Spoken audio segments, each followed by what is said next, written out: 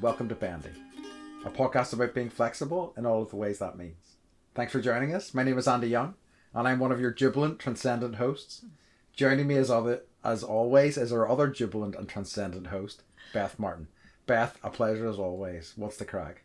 You almost fluffed that. I was like, 2 words in, Your I was heart like ready racing? to laugh. Yeah, it really was. I was like, oh man, the pressure from last time from fucking it up. Which I was editing, and I was like laughing my ass off because I don't know what fluff means. When you're I fluffed it up or whatever. Yeah. It just means... I think I said, yeah, I fluffed it. I think is what I said. I fluffed it, yeah. And so, that means like messed it up? Mm-hmm. But why? Like to fluff? What does that mean? Good. That is it. That is an excellent question that I definitely know the answer to, and I'm not looking it up as we speak. No, just like look in the recesses of your I'm just scanning through my mind. Yes. So I don't know the origin of it, but okay. It's just to feel something or do it badly is what I've got here. Yeah, like whenever you think of, if I was to say fluffed, what would you think? I don't know. Like here, to fluff means like it doesn't. Maybe I'm wrong, and I'm not hip to the language of the people. But generally it just means, oh, there's a hummingbird. Sorry, they're following me.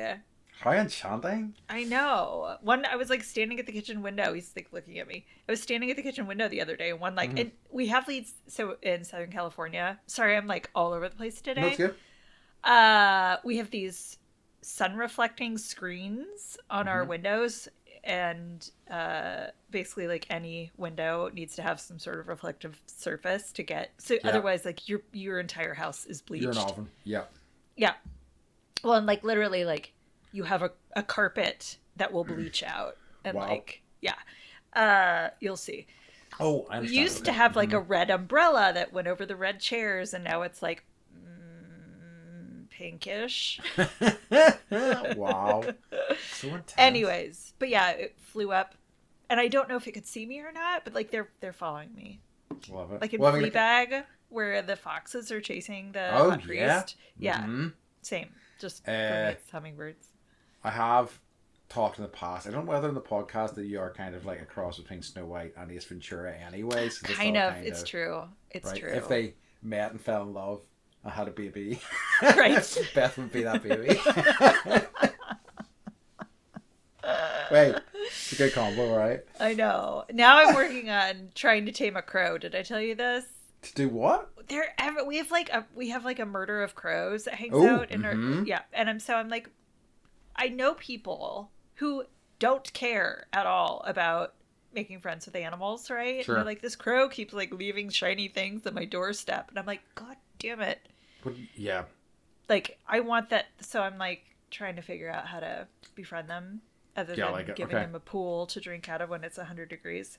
Love it. So yeah, the crack is I haven't slept in 3 days, and we had to reschedule because I had a migraine. Today is my son's birthday.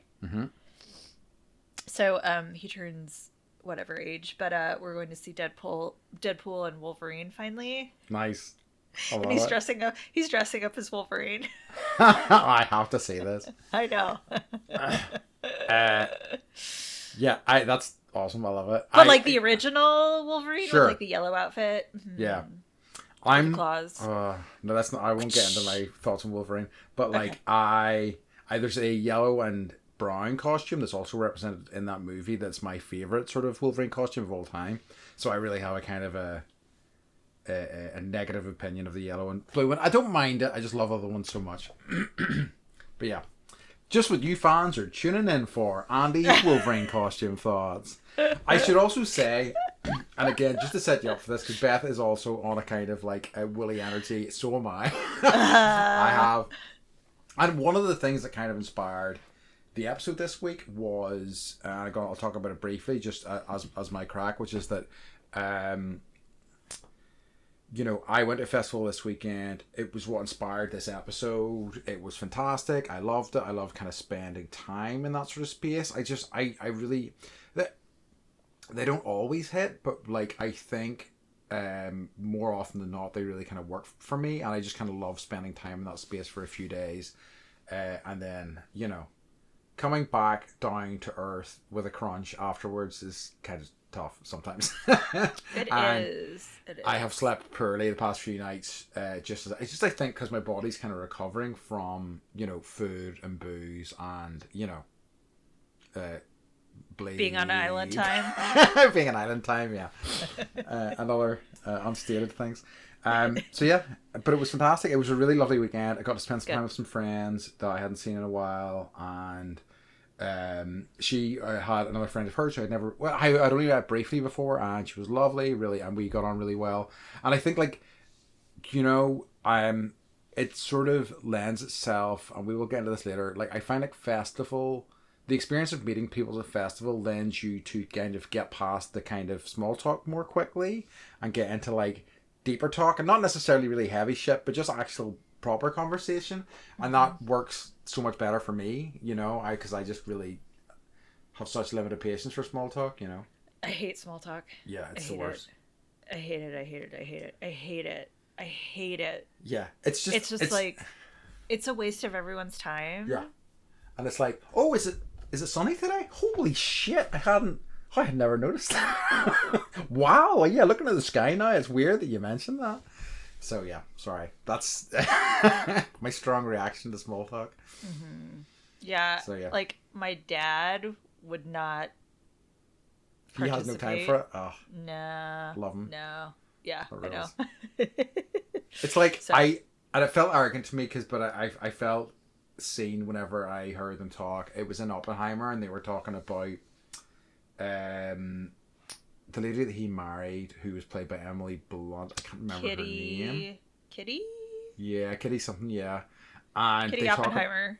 Yeah, Kitty Oppenheimer. There you go. Perfect. Yeah, nailed it. I know my history. You do. Clever. And how she hated small talk. All she was interested in was big talk, and I was like, I quite like that. I quite like that conceptually. It sounds a bit arrogant, but I that sort of spoke to me, I must say.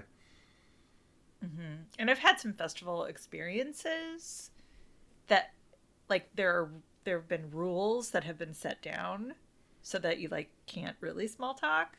Yeah. Which is interesting. Mm-hmm. Okay. All right. Okay. Hey, look. Mm-hmm. Let's save the goods for now. If we've got any other business. Before we get into this, do you have any what's occurring? I don't. Okay. I have a just because I'm sure people are crying. Yes. Missing it so badly. So I have Andy's Down with the Streets in memoriam. In memoriam? Yeah, we remember our fallen heroes. Because I feel like this is a particularly old one, but it's one that always has so much meaning for me because I just love it. Because I think that. Okay, the word is yeet. Y-E-E-T. You know yeet? No. Okay. Okay, can I guess? Sure. Yeet. No. Nope, not gonna guess because it's dirty. It's not dirty. It is. Okay. I think it is in terms of what the Maybe word it's because sounds it rhymes like. with skeet. Yes, I think that's true. I think with what the word sounds like, really closely connects with what it actually is. So if I was to yeet something, what I would do? No, yeet. No. I don't know. Okay. It is. It's kind of throw. So if I was to throw something at you, I would yeet it at you. Yeah. Yeet. Mm-hmm. Yeet. It would take me 10 years to guess that. I just like the sound when connected to the movement. I just imagine throwing something and it making a yeet noise, it just this is maybe more speaks to my brain than anything. Do you have sound effects that go on in your brain? Yeah, absolutely. I do, yeah. Not all of them are entirely pleasant, but yeah, definitely. I think there was a video game that I played a number of years ago that every time they threw like a grenade or whatever, they went yeet, and so it's just been so strongly connected with that in my mind. But yeah, yeet.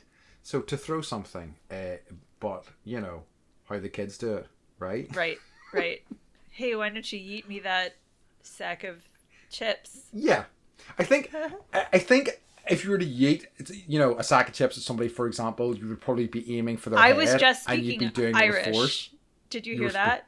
What did you say? So I would say if I was speaking USA American, Sure. I would say I'm going to throw you a bag of chips. Sure. But I just said sack of French fries to you. Wow. Okay. Just forming a bridge across the ocean between our two nations. That's right. Hand across the ocean. Hands across. Not America. America. The UK.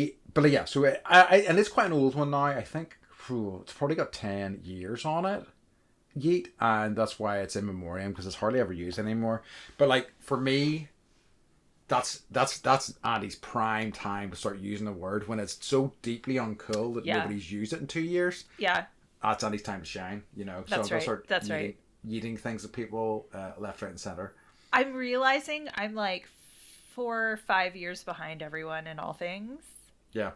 Like occasionally I'll be like, "Hey, Andy, have you watched this thing or read this thing?" And you'll be like, "Yeah." And then I like look at when it came out. It was like 4 or 5 years ago, and I'm like, But that's fine. Do you know what I mean? I only do that because I got nothing else going on.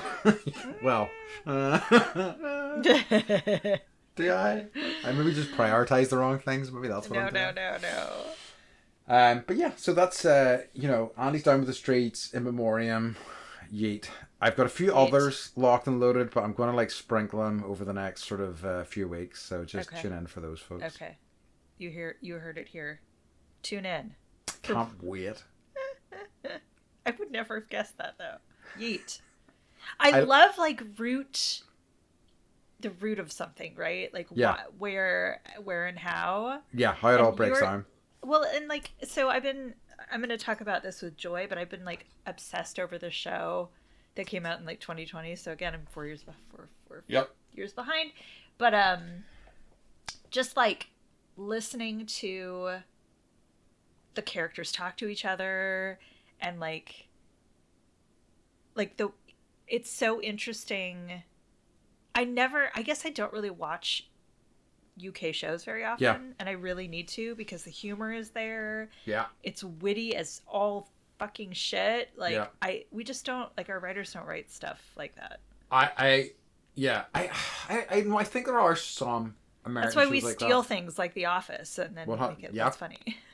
I think there is definitely American stuff like that, but I think it's hard. I mean, but I would also say that, there is plenty of mainstream trash in the UK as well. You would just be like, this is bullshit. Fleabag, I think, was a high watermark. If you enjoy that, there's definitely other shows. It was so good. Yeah. It was so good. It's great. And it was only 2 seasons. But just the guinea pig and the character of the priest. And now I'm obsessed with Andrew Scott. Again, 4 years late, I know. 5 years late. And I think as well, what it threads really well is, this is Fleabag. Do we mention the name in case people hadn't? Sorry, so yeah. I was the show is texting Fleabag Andy. we're talking about, yeah. There's another what I think Fleabag does really well. It threads kind of the emotional component and the kind of comedy really well, and it really kind of deals with that in a really kind of fantastic way. There's another show that came out a few years after that. That is, I think, even more hard-hitting in terms of the emotional side of it, but also Are you going to say Normal funny. People? No. I'm going to say I May Destroy You. Ooh, I'm writing this down. I'm literally, because Fleabag was so good, I'm on Reddit trying to be what other shows? And what's it called? What did you just say? I May Destroy You. I May Destroy You. Okay. So what I loved about Fleabag was the way that she broke the fourth wall, and then when there was a character that meshed with her so well that he was then able to break the fourth wall a little bit. That just I've never seen that happen before in anything, theater, movies. I've never seen that, and it was just I kept going back and rewinding to this part where he turns around and looks right at you, the watcher, the audience, and I was like, this is blowing my fucking mind. It was so well written, and she steals this torso from her evil stepmother, and like the way that that plays its way through both seasons and keeps it reappearing. It's just like small things like that, like continuity of humor. Yeah. And not letting a thread drop at all, and like just continuing to weave it in. I wish I could like live my life that cleverly. I think there definitely is well, I mean, maybe not resurgence, but I mean, I feel like there's like an undercurrent of that, like in the UK, of those sorts of shows, with like people really kind of doing something it's like quite art. different. Yeah, it's art, and it's it's inspiring. I think certainly the BBC is quite a good, because of the nature of how it works, is quite a good environment for that, and you tend to get, because I May Destroy You is also a BBC show. Okay. But yeah. I've definitely got more recommendations for you, but we'll get into our topic. Yeah, and then we can talk about Fleabag some more at the end. Yeah. This week's topic, we're going to talk about festivals, and we're talking about music festivals, but festival experiences that both Beth and I have had, so not just those. Kind of our feelings on them, how they impacted us, our thoughts on doing more in the future. Hint, we almost certainly will. I would say. So like I had written down festival memories as our title for today, but I'm up for other suggestions. So say what spurred this off, and with me talking about it at the start of, or why I suggested this to Beth, was that I was just at a festival over the past weekend, still recovering from it. It was called If You Know, You Know. And so I don't, obviously. No, so I already feel like shit. Way to go, Andy. It was very small scale. I mean, I think there was maybe 400 or 500 people there, so it was quite a small, sort of intimate thing on this like piece of ground. So essentially, even to be able to buy tickets, you have to have an invite link, and I kind of know somebody who, one of my good friends, her husband is one of the guys who runs it, and cool. It's just really lovely, and I think because it's a bit more curated in terms of the people that are there, the vibes are pretty freaking good. It's nothing too hectic. You tend to meet really lovely people. I ended up getting chatting to a handful of different folks, and it was really lovely. I had a guy freestyle rap to me for about 3 solid minutes, I think. And that's pretty cool. Loved it genuinely. He was just like giving it stacks, and like, he was obviously off his face on whatever, but like I really appreciated that. Like I was like, if you've got something, give it to me. I'm ready for it. And it was really lovely. But it was just a really fantastic experience. I've went to it over the past 3 years. It's only been running 3 years, and to see it progress as time has went on, and to kind of be part of that as time has gone on has felt really kind of special.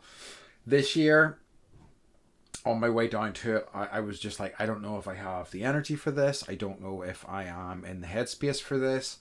But by, I'd say like 7:30 on the Friday night, I was so happy to be there, and I said to my friend, and like she was in the same sort of place, and she was like, we're thrilled we're here, we're gonna have a great time, and we did. So it was fantastic. It's great. So what do you like? What constitutes a festival? That's a good question. Like, does it have to have music? I don't think so. Like, I think that and that's an interesting one, because it's something I was thinking about, because like I've definitely been to one-day events that have festivals, that I would call festivals rather. I think they should have some sort of centerpiece. If that's music, I think that's the most common thing, then that's fine. But I think there's some sort of entertainment, at least anyway, would be my concept of it. Yeah. I think for me, it's like, it can be a day or multiple days. And I think like there has to be like more than one activity. It's like you go see a concert or a show, like that's it. But like if you have like multiple stages and like things happening all day, like then that is a festival to me, I guess. Like the interesting one for me, and I had written it down when we were thinking about it, and I think we can talk, about our more typical festival experiences as we go on here. But whenever I Yeah. Typical. Typical, I know, yeah. Is I went to a Formula One race in Melbourne when I was in I'm Australia. so sorry. Every time I have Formula from Talladega Nights. Formula. Yeah. Right. Yeah, I forgot about that. No, I'm not. I don't really care about Formula One. I don't really care about motorsports really at all. They're fine. They're like whatever. It's just not a ton of interest in me. But the Who were playing afterwards, and I really wanted Cool. to see. I really wanted to see the Who, and they were fantastic. I've seen the Who. Yeah, Did we talk about this? I don't think we have. Yeah. When did you? Yeah. It So doesn't. that I would have seen them in Australia. So that would have been, geez, about 15 years ago now. Same. God, that's scary. And No. and I think about probably more like 20. Oh, really? Yeah. I think about this. I wonder whether this counts as being a festival because I find that the whole experience of that day of watching the race was quite like a festival because it was just people milling about. There was beer for sale. There wasn't like bands playing, but the cars were there and people were like watching them. But we were just like milling about, chatting to people. And it was always one of the, and then obviously we saw like a big band at the end of the evening, but it was just such a, I really hadn't anticipated it feeling like a festival, and it really was, Do you think that counts? Had you been to like a race like that before? No. I've only been to one NASCAR race for like 30 minutes, and it was the best 30 minutes of my life. Oh, really? Yeah, I love it. Maybe it's the southern white human being in me, but like I totally dig like, free cigarette cartons and free beer and like the track and then people camping like in the middle of the track and all of that. So we saw a NASCAR race in Las Vegas. Nice. Yeah, but we showed up hungover and super late. And it's like an hour out of the city. Oh, really? So it was like, yeah, it's farther out than we expected, blah, blah, blah. But it's just like the bank of the track. And I know it's different in Formula, but... sorry. You're gonna get our European. I know. Beth, Sorry, everybody. Forgive me. I haven't slept. But yeah, I think it's like if there's more than like one thing going on, then it can count. Yeah. Especially if you have children, because we're just doing the best we can. No, I love it. So, what was your first festival? I have been thinking about this in terms of because like I have a few one-day events here and there, and I don't think I'm really like. Some of those were kind of like one-dayers where it was one stage and it was just one big arena, and I think we saw like a few different bands. I don't think I really want to count those, but I think my first kind of proper festival experience was a festival that ran in the south of Ireland called Witness. And it was, quite definitely more mainstream, but there would have been a ton of... I was trying to rack my brains about a single band I saw there, and I really couldn't tell you. Like, I think that might have been back at the time when, like, Green Day maybe played. I think I saw Snoop Dogg there. I can't remember exactly. It's hard for me to, like, split these festivals apart and remember who was doing who. I totally get it. Totally get it. Yes. But those would be the sort of bands that would have been playing, and and it was like first proper festival experience in like this massive field that was just crammed, filled with tents. And this was at a time when the guys that I was with, we were all still in university or had just left university, so early 20s, late teens. That's the groups we were kind of milling around with. So it was like pure chaos. It was like people pissing everywhere, things getting trashed. It wasn't bad, as in like I didn't see like I could see a lot of trouble, but my like abiding memory is that we were prepped for all weather, and one of the days it rained quite heavily, and so I ended up wearing my like Wellington boots, wellies, and I had like combats tucked into these, and I walked past, and somebody called me a country cunt, and I still have such a clear memory of being called a country cunt. So my favorite insult ever. It just made me laugh so much. So yeah, it's so funny that I can't remember bands, but I can remember an insult that I was given.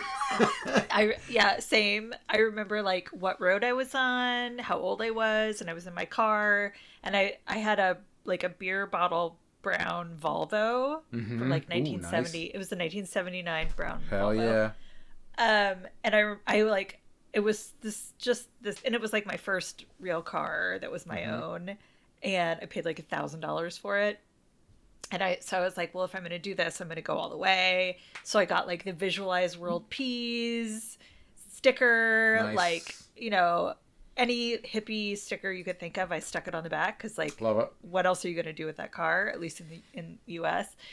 And I was like 19, driving on this road, and this car just like pulls up next to me, and they look at me and they're like, "Hippie bitch!" Wow. and drove away. And I was like, I've made little it. do you know, like, I'm in on the joke, but whatever. Yeah. Amazing. So good. Yeah, yeah. What was your first festival experience there? So actually, mine was pretty like, when you think of festival. So mine it's called the Oregon Country Fair. Oh. Mm-hmm. Have you heard of this?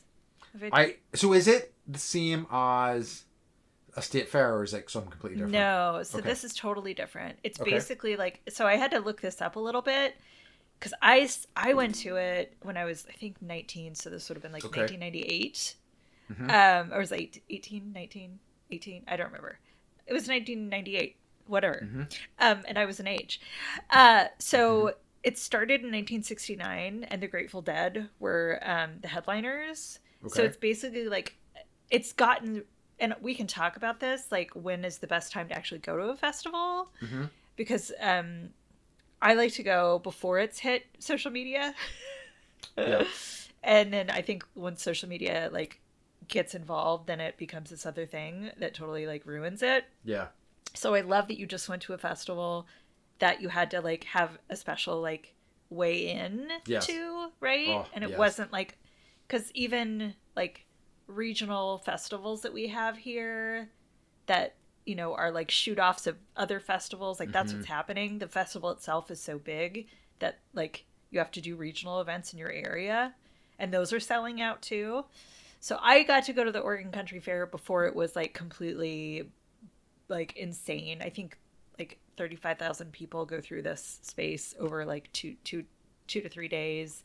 If you're super cool, you can camp at night, and they have this like, it's a culture. It's a whole culture. Mm-hmm. So Ken Kesey is from this area. It's called Eugene, Oregon. Ken Kesey wrote One Flew Over the Cuckoo's Nest, Yep. among other books. So they have like stages named, like, there's the Kesey stage, and Nice. like, so it's like in this forest. It's like people build little tree houses that they like sell their goods out of, and you're walking on paths, and it's huge. It's like a huge piece of That's so property. cool. It's so cool. I like was wearing like elven horns, and I like it's love kind it. of Renaissance fairy a little Oh bit. wow, even And like better. yeah, so you have to like buy food, but everyone's dressed up like um I remember someone was dressed up like an Ent from Okay. Lord of the Rings, right? Like walking around on stilts, and like there's Amazing. a stilt walker parade, and it's definitely like, it's a hippie festival. I love it. Yeah, and then like people go to that and then go to like to the Rainbow Gathering. Is it ongoing? Is it still Yeah, happening it's these still days? Okay. it's still happening these days. Love it. Sounds fab.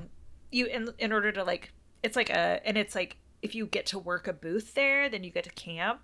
And Yeah. like working a booth there, like you have to know people, so it's definitely like, it's much bigger than it used to be. Sure.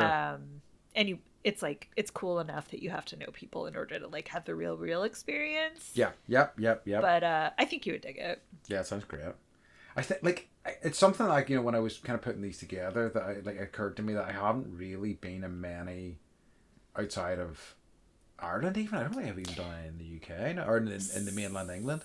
Yeah, that was my question, was like, what is like a festival in Ireland like? Because I mean, I got to go to the jazz festival, but that was Yeah. different. Like Yeah. that wasn't like camping in your car. Yes. Much more kind of city based. Yeah. Yeah. Next thing, a nice Airbnb and things like Right. that with a tennis Right. court. Uh-huh. Yeah. we Very were roughing it. very boozy festival. Yeah. Can you believe it? Only one tennis court. Unbelievable. I know. So I think that, I mean, like any country, I mean, like, we're relatively small, but we still have a fairly wide range of festivals. You seem to have one like every weekend. Yeah, there are a lot actually. And like, there's stuff that I wouldn't even hear about. I've got friends who are good, and I kind of, I'm grateful to them for this. Who are kind of keep plugged in, because like, sadly, social media is a good way to find out about all of this stuff. So like, totally. they can keep me informed, because I don't want to do that. But you're like, don't make me freaking check social media. You're such a mooch. I am. 100%. This is why Minnie the Moocher. Yeah. You know it. I don't friggin' want to go through that friggin' nightmare just to find out things that I want to do. So it's, they run the gamut, and there's some like really commercial, really kind of, stuff that like I wouldn't necessarily want to go to, because they'd probably be too big and too crazy. What's interesting is that the one that I really loved in this country, and it was down south, was a festival called Electric Picnic. And when Electric Picnic started, it was really cool. Like, it wasn't even camping the first year, and then they only started camping the following years, and I think I went 5 years in a row. And like, even by the end of the 5th year, it really wasn't quite the same. It was starting to get, and now it's like super mainstream, filled with bands that I am not super interested in. Like, as these things get more mainstream, they become more dancey a lot of the time in the UK and Ireland. So I think that's just like a general trend. Yeah. It's just like, all right, well, we can sell more tickets if we throw a DJ up there. Yep. So no offense to DJs. No. Or festival makers. And I mean, the vast majority of what I listened to at the festival I was just at was dancey stuff, and it was great. I loved it, but there was but yeah, so like, I as I say, there are, so I think there, I have found, but I have nothing else to compare it with, the crowds to be pretty friendly, the situations to be cool. Like, one of my favorite experiences, and I think I may have told you about this before, and I think this is such a Irish experience, is that I saw James Brown at Electric Picnic, and it was about the year before he died. And he played in a relatively small tent, and I think they realised pretty quickly, why did we not put him in the main stage? Because the crowd was, I was going to say, that's an event planner error. Yeah. Right? So stupid. And like, I just got in, and like, I crammed into the back, and saw him, and I was so glad that I did, because it was a fantastic experience. But as we were watching him, a guy, so like, a lot of the times, this is a very common thing in this country, it's like farm owned land. Obviously Glastonbury famously is farm owned land. I didn't know that, but so is Woodstock. Yes. Oh really? Interesting. That makes a ton of sense.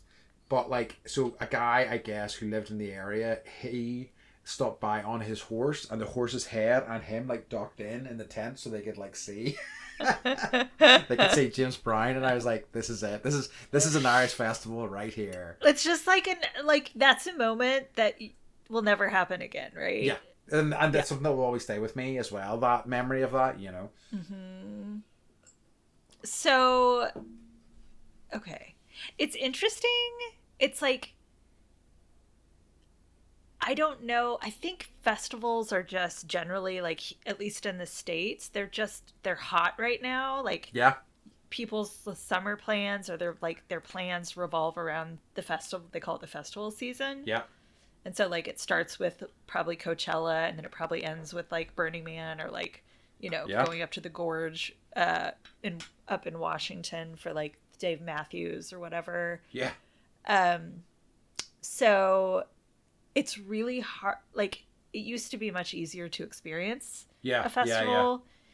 And like, I'm trying to remember, I'm embarrassed to say I don't think I've actually like been to a festival in like 8 years. Okay. I mean, like a real one. Like, you have kids. Do you know what I mean? Like, that is a very good reason to not do festivals, Yeah. Well, and the last one we did was taking Harper to Burning Man. And I was just looking through some of the pictures, and I'm like, what the fuck was I thinking? I know. I remember you telling me. But they're hilarious. I know they're hilarious. It's like she's literally like little baby, like ringing the Virgin Bell. To me, that like, I think a lot of people also kind of have the feeling that they age out of festivals eventually. Like, that once they had part in their lives, a point in their lives, they will just not do them anymore. And like, Mm-hmm. I kind of understand that, but I feel like that is also the same line of thinking that makes people buy like package holidays and things like that, which is just not anything I really want to do, or not anything Yeah. I really want to experience. They want like a very heavily curated experience. I I think a lot of people really get lost in the idea of having to like camp for a couple of days or whatever and go, oh, what a nightmare that would be. Mm-hmm. I think, I'm sure, it's obviously massively dependent from festival to festival, but like in the right sort of place, like, because say where we were in Ireland, it's not that warm. It's like it's Mm-hmm. fine to camp. It's actually pretty. It's a pretty. We had like a nice couple of days. We had a wee bit of rain, but like by and large, it was fine. And like I kind of like waking up and going, oh, nice, out at the festival. I get to do fun stuff. I'm still in that environment. Do you know what I mean? And I'm in that sort of like warm embrace that I really. I, and I understand that's once again just my experience in terms of how I feel about festivals is I just love being in that sort of space for a few days. Do you like?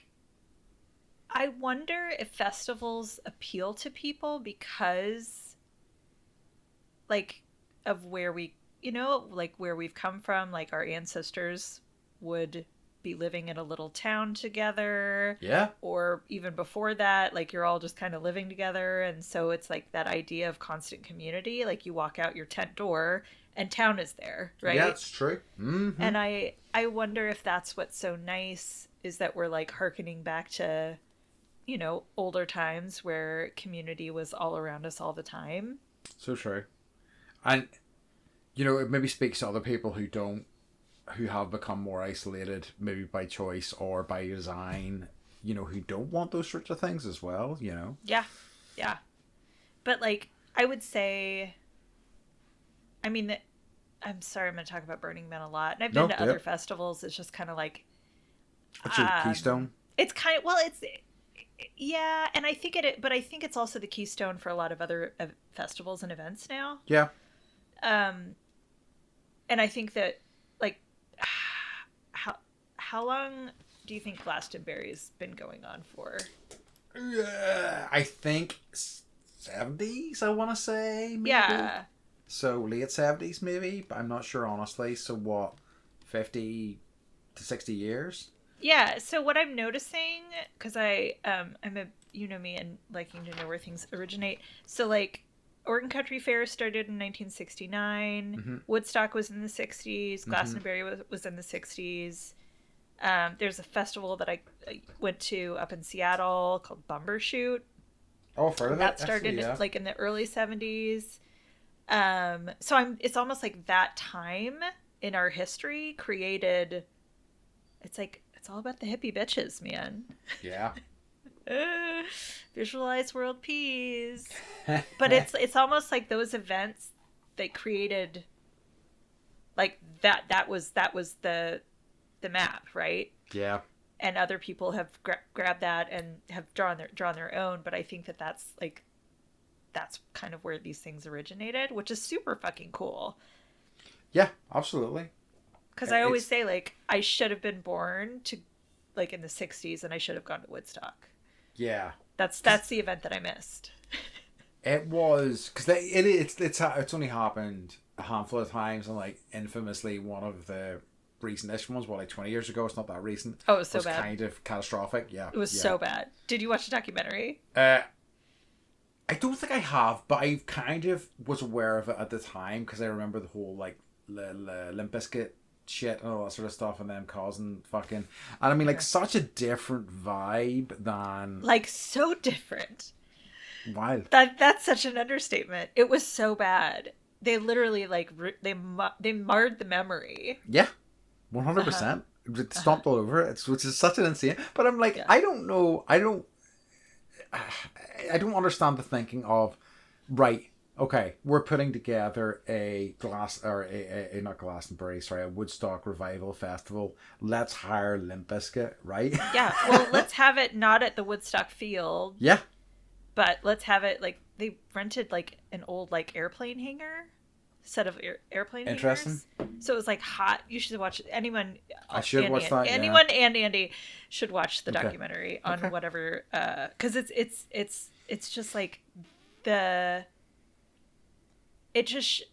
I was an event planner for I don't know 20 years, and it just kind of highlights like. You assume that people know what they're doing when they are planning an event, and like they really don't. And like these people that planned. Like, Woodstock was a happy accident, I think. Yeah. Because, like, half the people at that event didn't even have a ticket. They were just like, let them in, you know? And it's funny because, like, I am obviously a very, very different set of circumstances, but I am currently trying to organize the choir's AGM and social What's event. that? So AGM AGM? is annual general meeting, which Okay. whenever we put together our charter for the choir, that was one of the required things. So we're doing our first one next Wednesday, and I have to do like a report for the AGM, and I'm like, I don't fucking know how to do this. I have no idea. So I'm just making it up as I go along. So I'm just kind of like, I'm just the one of the amazing sort of. And everyone's like, Andy's got it under control. Yeah, 100%. I like if only people knew how completely insane I was. But like I heard a great thing about writing, which was the first pass is the vomit pass, where you're just vomiting words onto a page. So that's what I've done. I've done a vomit pass, which is just a very basic structure, kind of going through the things I want to say, and I'm just going to tidy that up and whatever. Honestly, if there's criticisms, tough shit. It's going to be somebody else's problem this year or next year. Sorry, probably. So we'll see how it goes. You know, as long as no one's you know you're not building structures and like lighting them on fire. No. Okay. No. That I am Booking getting Limp Bizkit. I am getting a Grateful Dead cover band in though. Dark Star Orchestra. Yeah. Go ahead. No, I was just was going to ask a little bit about sort of because we talked earlier on about like this idea of a quintessential Irish festival experience. Do you have thoughts on that in terms of an American, or do you think that that's a fair question? You know, about American festival experience. It's funny, just like I think Americans think that the quintessential Irish, like we all saw Wicker Man. Yeah. That's what we assume you do. Yeah, I mean, I didn't even mention that because I would take it for granted. Everybody knows we do a Wicker Man and all of our festivals, of course. Right. Are you kidding me? I mean, come on. Ask a silly question, guys. Right. I think probably like I'm guessing people think of the quintessential festival would be Coachella. Yeah.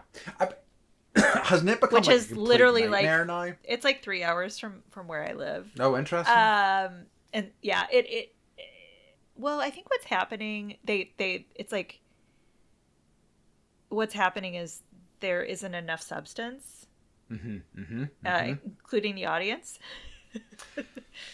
So yes. Everyone's an influencer. Yeah. And they're just there to take their pictures, and no one's going to the stages to listen. So I think what happened this year is that there's a shift where whoever's on stage doesn't really matter. What matters is what photos people are taking.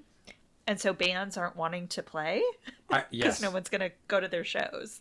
Because I think I heard a clip of Damon Albarn from Blur specifically this year, just on stage going, "I'm not coming back. This has been shit." And it's like it's so true. And what a fucking awful place to get into for that festival. Honestly, you know. Yeah. And like people aren't like they're like facing the opposite direction. Like they're just like taking selfies of them at a show, not actually like participating or enjoying watching it, the performer. Yeah. So I saw the Blur quote too, and I was like, ooh. And so it's interesting because Burning Man, which is on my shit list right now because they didn't give you your ticket, but so we should be there right now, but we're not. Yeah, in a parallel universe, Beth and Andy are at Burning be Man not right recording, right? We would be taking Instagram selfies at Burning Man. Yeah. We'll be going Insta live. But yeah, that event is happening, and it's this is the first year since, I think it's like since 2011, it didn't sell out, which is Ooh. crazy. Like, because ticket day, I was like insane. Andy knows this. I'm like, Yep. I don't know if you knew, like, if you want to get on. And like, we had like 3 computers going, and Yep. like, it's a whole thing. We got tickets, and it was crazy. Um, and then, but what's happened, because like once Instagram picked up, I the best year was my first year, was 2007. It was so great. The man burned twice. It was epic. Like the whole it was just like Nice. this really, and it was, but normally they like have a perimeter, and there was an arsonist that burned the man. Oh, you told me about this? Yeah. Mm-hmm. Yeah. So, and they didn't have a backup man, so they had to build the man the whole week, and like they weren't sure if they were gonna, like, if he was gonna have a head or not. It was a whole thing, but they did. Now they build a backup man every year, just in case someone lights it on fire early. So it was just like, it was so chaotic, and it was so dangerous. It was so Mm-hmm. great. And like there's all Yeah. this big earth that you climb on, and it's all on fire, and you're like, I might fall off and die. Woo! Good thing I'm wasted. the perfect So the perfect fix yeah, for the situation. Yeah. pretty much is just to be drunk the whole week. So, but yeah, okay. So they didn't sell out. So Coachella's shitting the bed. Mm-hmm. Burning Man is freaking out because like they they actively say they're not a music festival. Yes. And this is the first year they were like, okay, DJs and sound camps, you can release your lineup early. And like, Ooh. but it's a big deal because they've talked about shutting camps down, kicking them out, not letting them come back the next year, over releasing their DJ lineup. No way. Yeah, and like they get big DJs like Yeah. Tiesto, So I've heard. all of the, like Diplo, if I'm saying Yep. his name right. Yeah. Chris Rock isn't a DJ, but he was escaping with Diplo on I've heard about this. the Yeah. bed of the truck last year. So it's interesting to me that like, yeah, like these, I think maybe like we've hit the pinnacle, and we're heading back down where things might be a little bit more accessible. Yeah. Um, Oh, it's good stuff. I know, right? That's exactly where I want them to be. I know. And like Yeah. not assuming that they're gonna be able to sell 75,000 Yeah. tickets, fuckers. Okay. That's good. I know. That's wild. Mm-hmm. It's like I would hope that's maybe a start in sort of the trend of them being used for like clout or for social media stuff coming to an end. Maybe not. Obviously, it never will. And it's so funny you mention it, because it's like I had a conversation with a friend at the festival this weekend, and I noticed it at the festival that I was at, and she was talking about going to a gig, and for the first time in a long time watching the gig, and she looked around and she didn't see a single phone up recording it, and it was like, Wow. it was incredible. And it's like such a shame that is such a remarkable thing, but here we are. Here we Yeah. are. Here we are. It used to be lighters, and now people hold their phones up. And I'm Yeah. like, that's just like, I get it. Mm-hmm. It still grosses me out. Yeah. Like, you should have a lighter. Even Yes, if you it's don't true. smoke. I don't care. Even if it's not allowed in the venue, I don't care. Yeah. Just have it anyway. Smuggle it in somehow. Yeah, it's I don't know. To me, and I mean, I understand why people don't like festivals, but like connection is so key. I was just going to say, what do you love about festivals? Oh, it's the Tell me what you connection. love. Yeah. Connection to, like, So I mean, I struggle to, I guess, be out of work mode, or be out of like, I'm always on. I feel like I'm always kind of like, even I though would I leave agree my with that. even Like, though after following you around for a week, you're always on. I am. I even like You're just busy. I leave my phone on silent, not because I'm not on, but that's something I can't control to an extent, and I need to, or I'm going to lose my mind.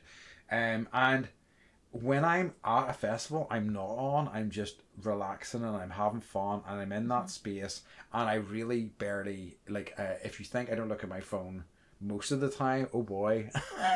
Yeah. When there's a festival on, it's like it doesn't exist. I'll maybe check it twice a day. sometimes have like nice ideas when I'm there that I will text friends about, those sorts of things. Like I had a plan I wanted to do with a friend, like a kind of a monthly meetup thing. Just you just have nice sort of ideas about your life there because it's a more fertile space for that way of thinking, I think. So yeah, it is just that I just kind of love being in that space, being like consumed by that space for like a few days, and I don't know, just being wrapped up in the lovely arms of that festival experience. What about you?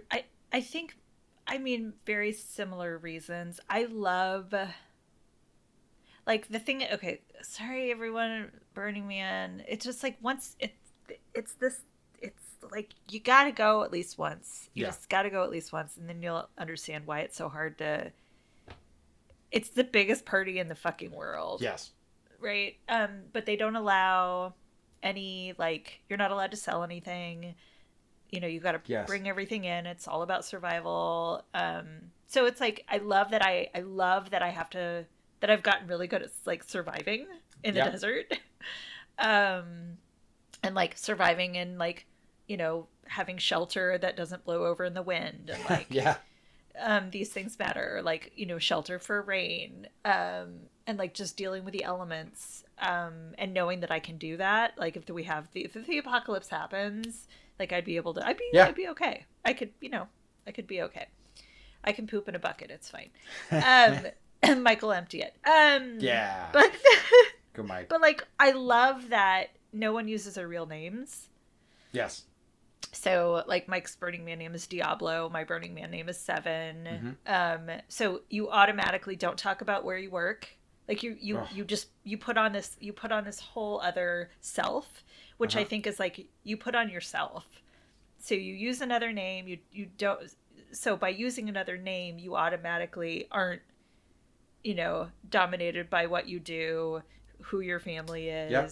So when you meet someone, you're not like, where are you from? You're like, where you camped? Who are you camping with? What's, like, what have you seen? It's like an exchange. And there's no internet out there really. So it's all word of mouth and the rumor mill's going. And like, it's just this fascinating experience where you can drop into anyone's camp and sit down and have a 3-hour conversation about the meaning of life. Yeah, that's exactly. It's so great. Yeah, I mean, it's so great. I have to go some year because, like, I think I would just love to get into that with people, and I also really kind of love. There's a limit to this, of course, but I really kind of love hearing people passionately talk about whatever. Do you know what I mean? I like, even to a limited extent, that festival I was at, there was a guy speaking. What was he talking to us about? He was talking about the cordyceps.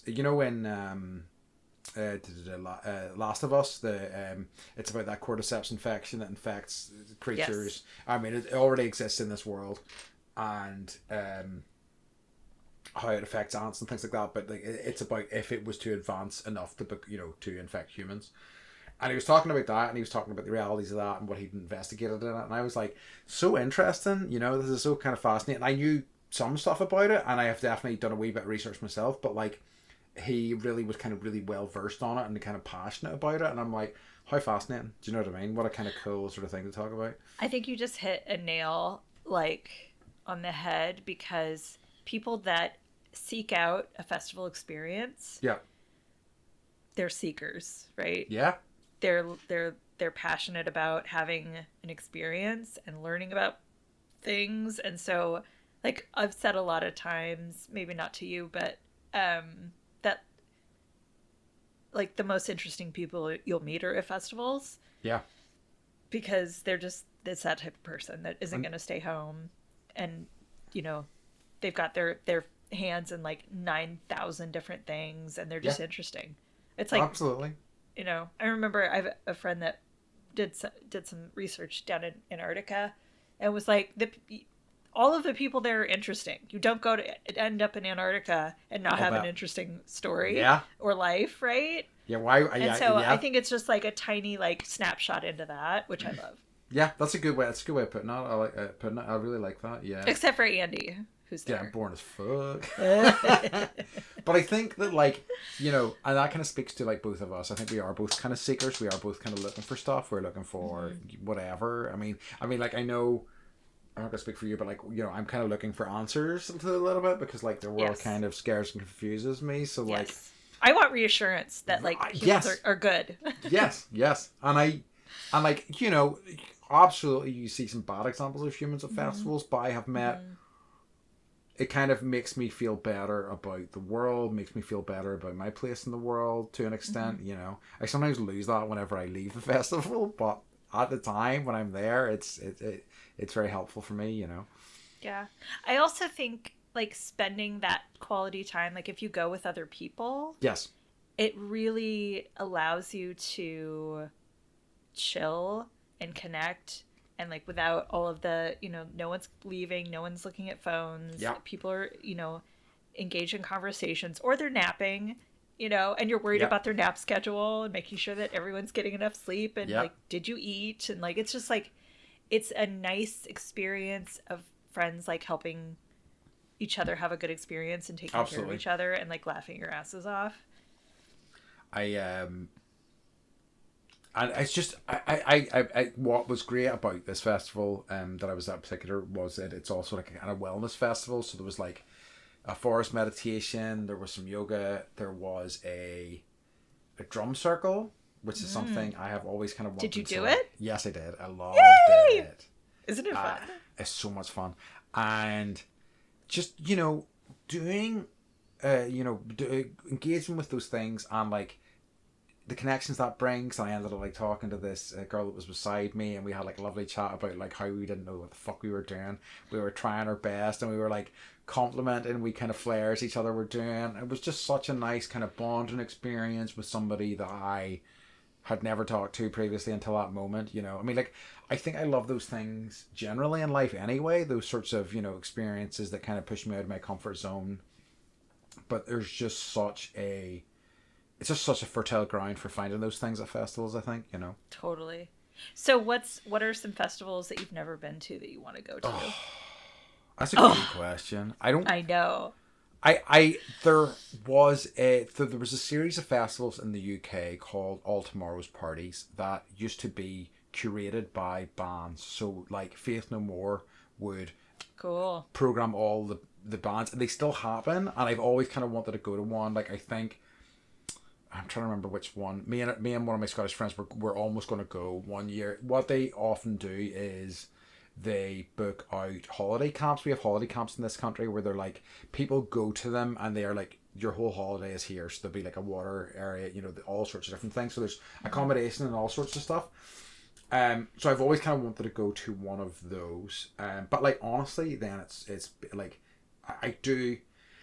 I've always wanted to go to Glastonbury. I obviously Burning Man is on my map now. I think that's going to happen. Glastonbury. Talking to friends who've done it, one of my good friends has done it recently, and her experience was amazing. I've done it 2 years in a row, but she's like, it's a lot because there's like 200,000 people at Glastonbury, and it's mental. Like, trying to get from, it's hours and hours from your car to the campsite. It's then whenever you want to in the morning go from your campsite to the festival ground. Like, be ready to go for the whole time. You have to be very fit. You're like doing 30,000-40,000 steps a day. It's Holy like shit. Yeah, it's no joke. So like I it may happen. I don't think it's quite as high on my list just in terms of recent conversations as it used to be, but I think I would love to actually to see it someday. I would say it's definitely because I would say I heard of Glastonbury before I heard of Burning Man. Oh, For sure. And I think I would like to go to Glastonbury like 20 years ago. Yeah. And I'm noticing that's a pattern with me. It's like I want to go to Woodstock. I want to go to. I actually want to go to EDC in Las Vegas because I love electronic music. Yeah. And spectacle and like all of. I love experiencing big things like that. Me too. And then there's a jazz festival in New Orleans called the New Orleans Jazz Festival. And I've heard from many, and I actually just like Googled festivals and like it came up in the top 10 and it's supposed to be fabulous. Okay. And it's in New Orleans. So I mean, like, sign me up for all of this. I know. You know me, I know. I'm down for whatever, as you know. I know. So like, any other thoughts before we maybe start wrapping this up? What festival do you not want to go to? Coachella. Same! Yeah, woo! Fuck and original Coachella. Burning Man. But I Yeah. love hate Burning Man always. Yeah. So. Yeah, fuck Coachella. Fuck Coachella. I think we might not be in the minority on that. Yeah, I think it sounds like it these days. It sounds like there's the fucking worm has turned for Coachella. Like, yeah. But yeah, love it. Okay. So as I always kind of ask in these episodes, folks, we'd love to hear your festival experiences. I know there are people who will be listening to this episode who've like been to some of these festival experiences with me, so I'm sure you'll correct me, let me know. Like in a conversation that whenever Beth was over visiting me, we spent time with a friend of mine, and I would have sworn blind that I had never seen Toots and the Maytals in my life, and he goes, "You did see them at one of these festivals." It's like, oh yeah. And then when I really kind of like started going into my brain, I was like, oh, I did, I remember that now. So yeah, fun. Oh, brands. But yeah, I think I told you. We talked about Toots. I think I was drunk when we were talking to your friend. Yeah, it's fine. That's the quintessential Irish experience. True. But yeah, so say any thoughts you have on festivals, folks, please let us know. So getting to the end of our podcast and getting to our favorite question, Beth, what's been bringing you joy this week? The show Normal People. Okay. I know that name, but I haven't watched it. Oh my God. Okay. I'm obsessed. So it came out in 2020, like during the pandemic. Yeah. And so they didn't really like, we were focused on other things, but like a certain part of the population actually watched this and like became obsessed with the characters. Yes. But it's based on a book. I think her name is Sarah Rooney. Mm-hmm. Someone correct me. And it is so fucking good. I've watched it twice. Mike was gone for a week, and I was like, it was like I had to stop. Normally, I watch a show and I'm doing like 3 other things. I literally had to shut down everything because the characters are so good, the acting is so good that if you miss like the way someone like turns their eye, like you're missing something. Okay. It's the sweetest story. It's hard to watch. Like it's all the things. And it made me feel a little bit alive, and it made me love like art and life and humanity. And I bought the book, and now I'm reading the book as I'm rewatching the show. Like, and I'm like trying to like read the book a little bit faster than I'm watching it, but I can't even. They have not done season 2 because she hasn't written another book. But it like launched. I don't know if you know who Paul Mescal is. I do.